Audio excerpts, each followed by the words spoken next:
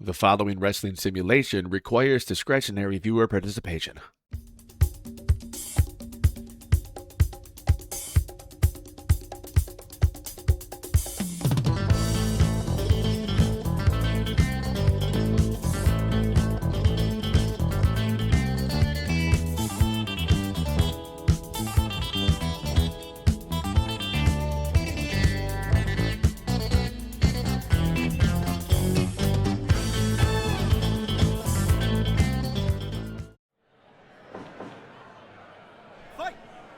Welcome to another action-packed edition of Championship Wrestling.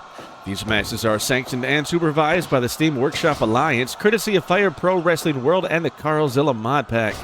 I am Benoit, and we are still in the midst of the first round of the SWA Tag Team Championship Tournament. We got the brothers Lanny, Poffo, and the Macho Man Randy Savage going up against High Voltage. Last time we saw High Voltage, they defeated the Orient Express. Now, if you remember last week, the Orient Express got an upset win over the number one seeded team, the Usos. So it is possible that High Voltage and the Orient Express are going to be going at it again later on in the tag team tournament. However, first, High Voltage has to get across their victory over... I'm too tired for this. Over... Lanny, Poffo, and the Macho Man Randy Savage. And despite the fact there is a tag team championship on the line, you best believe that Randy Savage still has the world's most dangerous men, Ken Shamrock, in the back of his mind after their little bit of a feud began here back in March's Gold Rush tournament. But let's focus on the task at hand right now. We got Robbie Rage in there with the quote-unquote genius, Leaping Lanny Poffo. We're going to have another tag team tournament first round match later on today, as Harlem Heat's going to be going up against Brutal Burgers. There's going to be 2 matches this week, 2 matches next week, and 2 matches the week after, which will determine the 8 teams, which make it all the way. Oh, we got a Fujiwara armbar. Those 8 teams are going to end up phasing off on Friday, August 21st, in which it will go from a regular 1 match a week into a hopefully 3-match winning streak for whoever becomes the SWA Tag Team Champions. These matches will have a 30-minute time limit, and I hope it doesn't go to that.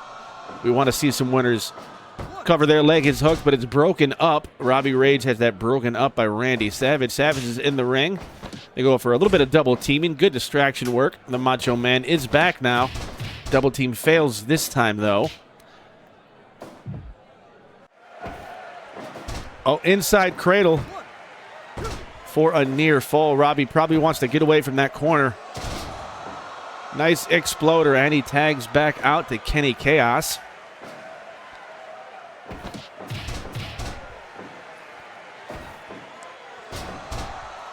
These two have a victory not over the Orient Express, but also over Harlem Heat. That was earlier on in the year. Oh! Kenny Kaos sent outside of the ring with a forearm. The 10 count will apply. Robbie Rage takes a double power bomb. Good continuity here between the brothers, who really did... Oh, what was that? The genius doing a not-so-smart drop kick there in the corner. This match could go to a double count out here in Fire Pro. There is a generic American-style 10 count on the outside, as opposed to the vanilla Fire Pro Wrestling World 20 count. Shoulder breaker. But Poffo is not the legal man. It is the Macho Man who is jawbreaker. A lot of parts being broken here. Lateral press. 1, 2. Kick out.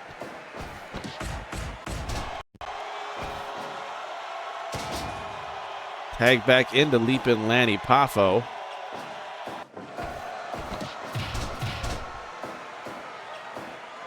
Yeah, these two men did not really tag a whole lot outside of their father's promotion. Their father's outlaw promotion. Looks like Robbie Rage is about to come back in the match. However, they did spend a bit of time together in the World Wrestling Federation, although it was not acknowledged back then that they were brothers. The Genius spent most of his time with either Mr. Perfect Kurt Hennig or another pair of tag team brothers, the Beverly Brothers. Perhaps we'll see them one day in Fire Pro. Belly-to-belly overhead throw. Lanny Poffo's in the wrong corner of the ring. Both men are a bit dazed, though. Even footing. Shoulder breaker. This could be all. And the cover. 1, 2, 3. Oh! High voltage in what has to be considered possibly another upset. Gets a victory over Randy Savage and Lanny Poffo to advance in the SWA Tag Team Championship Tournament.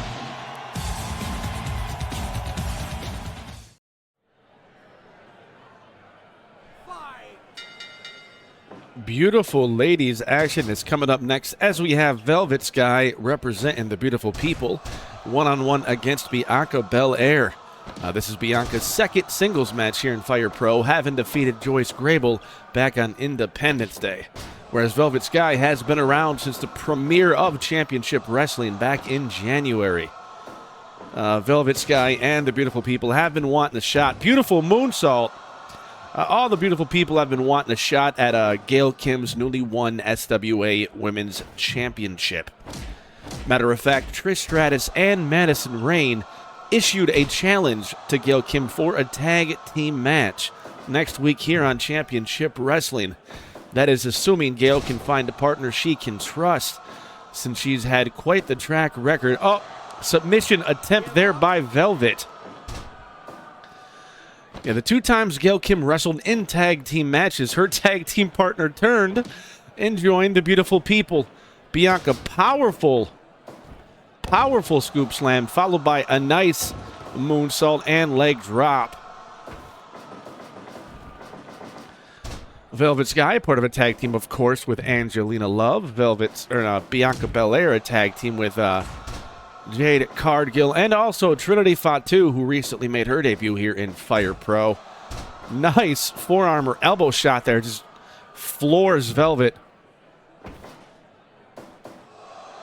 And, oh, Bianca tumbles outside of the ring.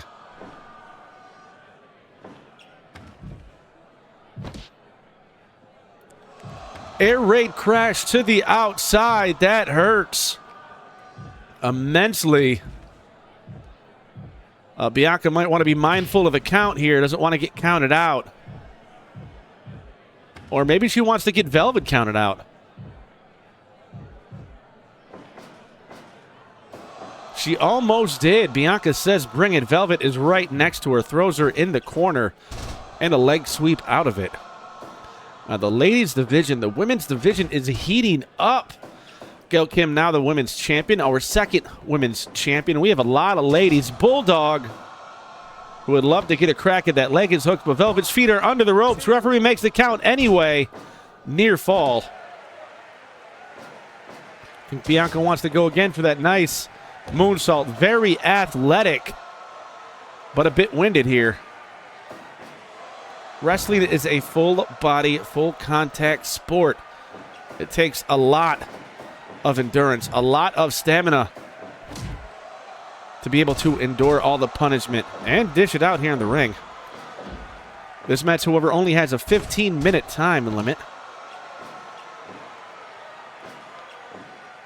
We don't like to see matches go to time limit draws, but hey, it's bound to happen, especially when you have two very well-opposed opponents. Power slam, although you got to give the strength edge to Bianca. The EST had to think about what was going on there.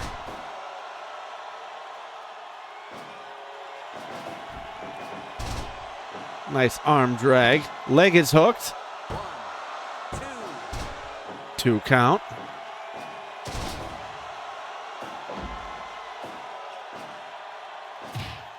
Oh. Oh, that's her version of the pedigree, and I got a feeling this match is over. And we have a win for Velvet Sky here this week on Championship Wrestling. I wonder if Gail Kim's going to be able to find a tag team partner for next week.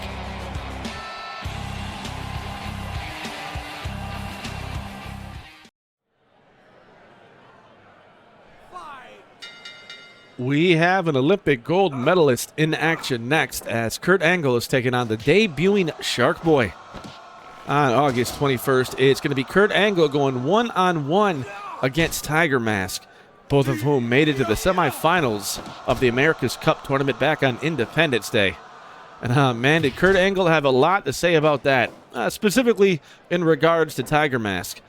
He respects him as a competitor. Powerbomb reverse cover. Two. However, despite the respect that Kurt Angle has as Tiger Mask, for Tiger Mask, he does not understand his cartoon nature, nor the fact that Tiger Mask feels he's capable of going up against heavyweights, especially the caliber of an Olympic gold medalist. See, he said that Tiger Mask might have gotten a fluke victory over the loser, Hiroshi Hase, but on August 21st, if Tiger Mask tries any of that flippy stuff, he's going to break his ankle.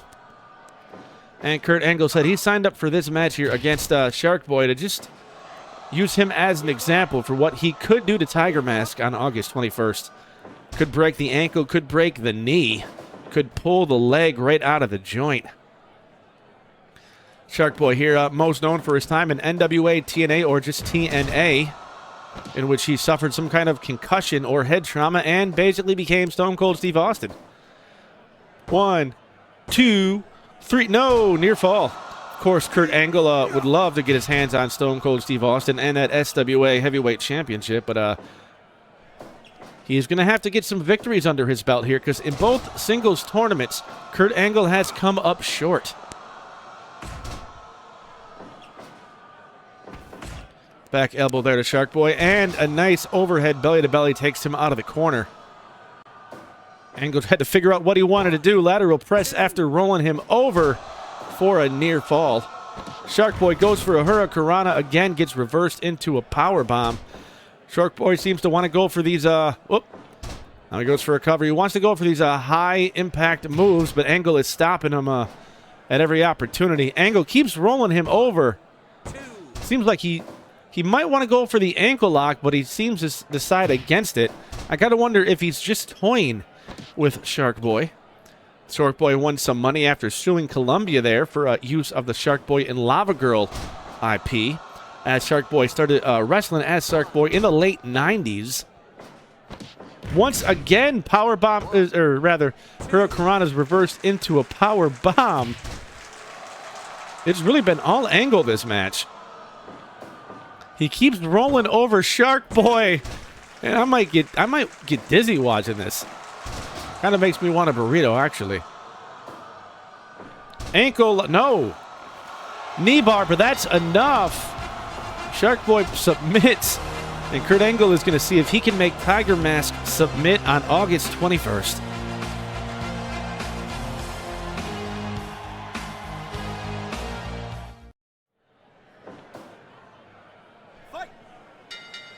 We saw High Voltage defeat Lanny, Poffo, and Randy Savage earlier today, but now we got the second of two SWA Tag Team Tournament matches going on here as Brutal Burgers. That's Bob Evans and Cheeseburger. Bob Evans in the ring right now, going up against Harlem Heat, brothers Stevie Ray and Booker T.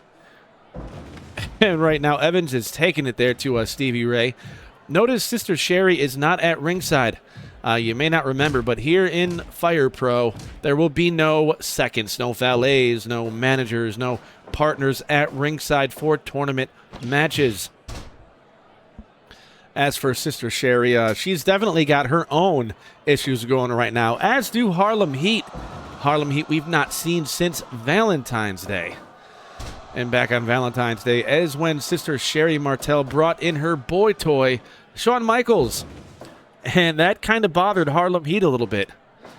You know, not just because the addition of Michaels to Sherry's stable, but the fact that because Michaels was here, Sister Sherry hasn't really been getting Harlem Heat many bookings. But also, Shawn Michaels has been blaming Sherry Martel for his lack of success here in Fire Pro. Tag out to Cheeseburger, the smaller man here, in Booker T. And because Shawn Michaels has been just talking trash here about Sherry Martel, that is also got Harlem Heat upset with him. We got a strike exchange here. No doubt Booker T was going to win that one. I mean, Booker T is damn near twice the size. Nice savate kick. That's Cheeseburger. Now, if Harlem Heat wins this match, they're going to be going up against High Voltage again, who they had a nice little mini feud with earlier in the year. Tag out to the bigger Stevie Ray, former member of the New World Order.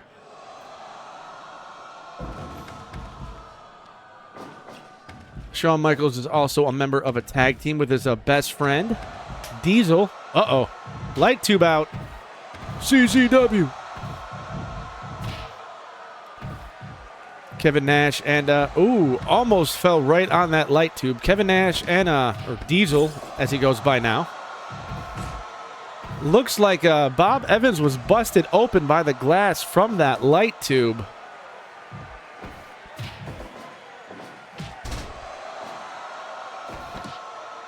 Shawn Michaels and Diesel lost in a tag team match to the Brothers of Destruction, which is presumably what kept them out of this tag team tournament. Brutal Burgers are in here because of an upset victory against Giant Haystacks and Big Daddy, the biggest tag team here in Fire Pro. So while they may be underdogs, especially with the much smaller Cheeseburger, they have a chance here to go all the way. But the way things are looking, I don't know. Booker T tagged back in. There is a lot I had to go over during this match. Did you get all that? Because I don't know if I said all that. Sure felt like I did. Booker T is the... Nope. Booker T is the legal man, though. Cheeseburger coming in to break up a potential submission attempt.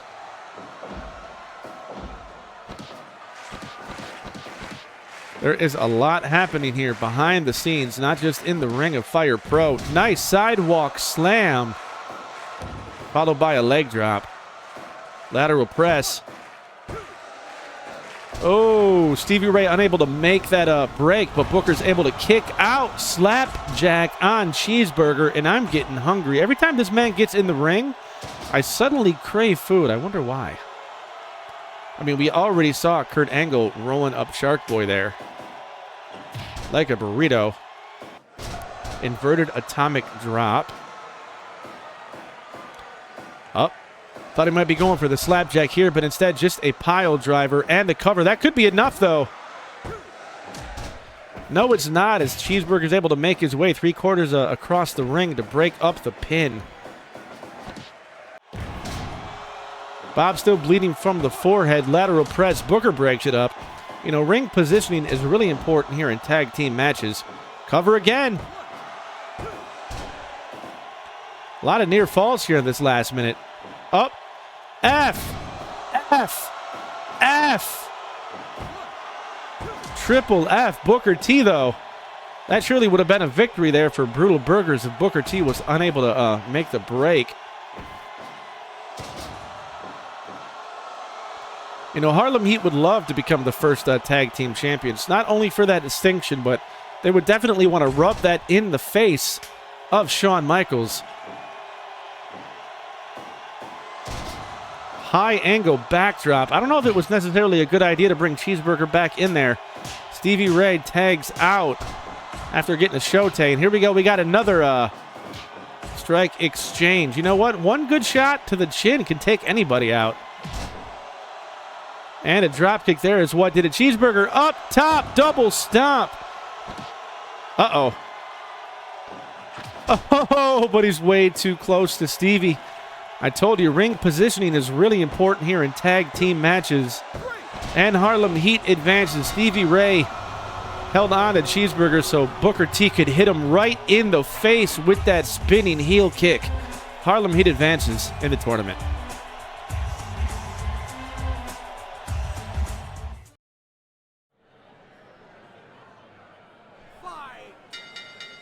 Up next, we got the man of 1,000 holds, the Iceman.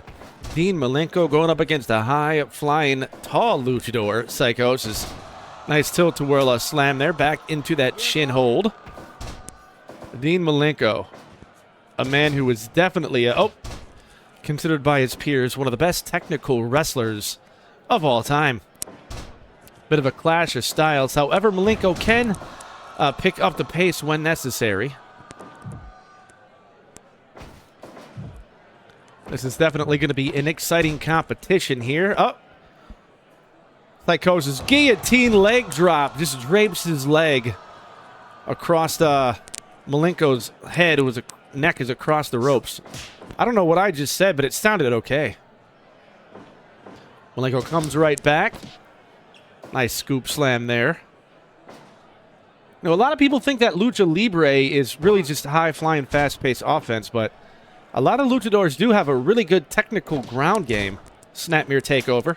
Back into that chin lock. Malenko trying to wear Psicosis down. But Psicosis does like to fly. DDT.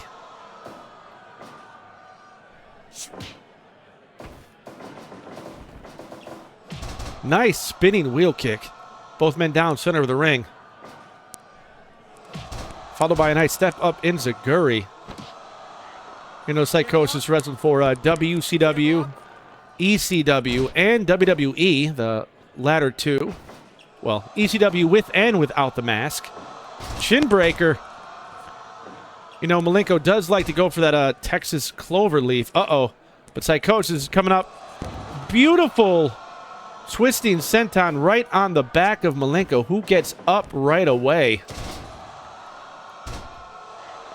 Almost like a figure four triangle there. As I was saying, Psicosis was in ECW, both with the mask and maskless.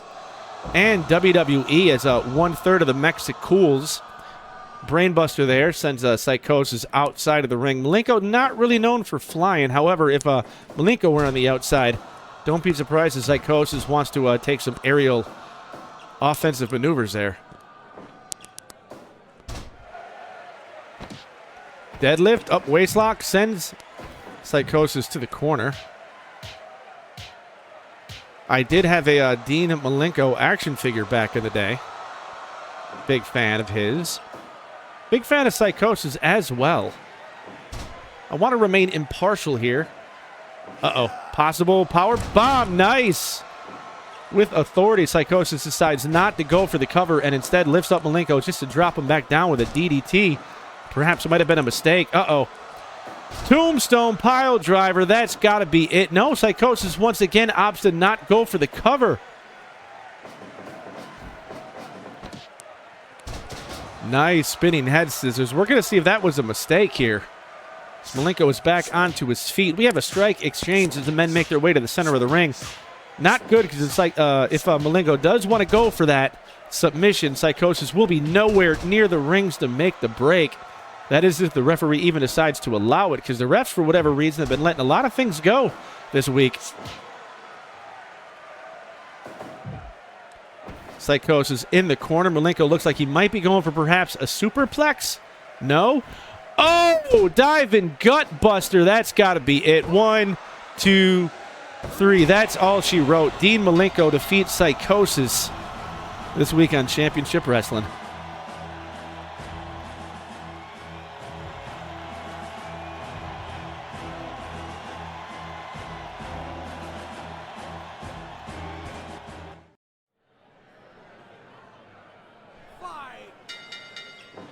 Oh, poor James Ellsworth. You know, any man with two hands has a fighting chance, and here he is going up against the beast. The next big thing, Brock Lesnar, who easily just turns that side headlock into a backdrop. You know, Brock Lesnar is brought here by his manager, Paul Heyman, who we'll see eventually as he comes into frame, I'm sure. Now, speaking to Paul Heyman, he recognizes here that Batista has been going through a lot of the men he eliminated illegally in the Battle Royal back on Valentine's Day. You know, first Batista defeated Bret Hart. Then he defeated John Cena. And so Heyman knows that Batista wants to get his hands now on Brock Lesnar. But also, Batista is taking part in this SWA Tag Team Championship tournament. So Heyman wishes him luck because eventually the beast, Brock Lesnar, is going to get his hands on Batista. And both Brock and Paul Heyman would love if Batista was one half of the tag team champions. When he did cover after that big clothesline, this has got to be over already. Whoa, James Ellsworth kicked out. Hey, man. I feel bad. Why is this skinny little no-chin man taking on these behemoths? Oh. Doesn't have a lot of brawn. Doesn't seem to have a lot of brains either.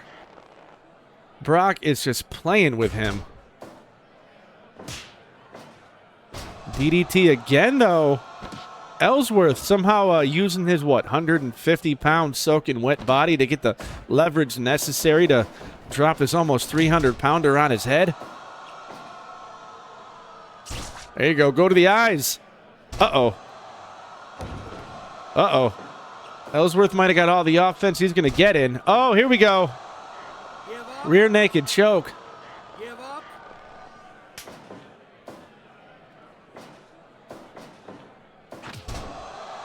Savate kick. Oh, my God. No way. Heyman's not even trying to get the referee off of him because, yeah, he knows Brock is not going to go down. But Ellsworth does with the F5. Oh, my God. I think James Ellsworth is dead. We're going to have to end Championship Wrestling this week because I think we just witnessed a murder. Tune in next time where hopefully people won't die and we continue the SWA Tag Team Tournament. I am Benoit signing off. Keep on simming.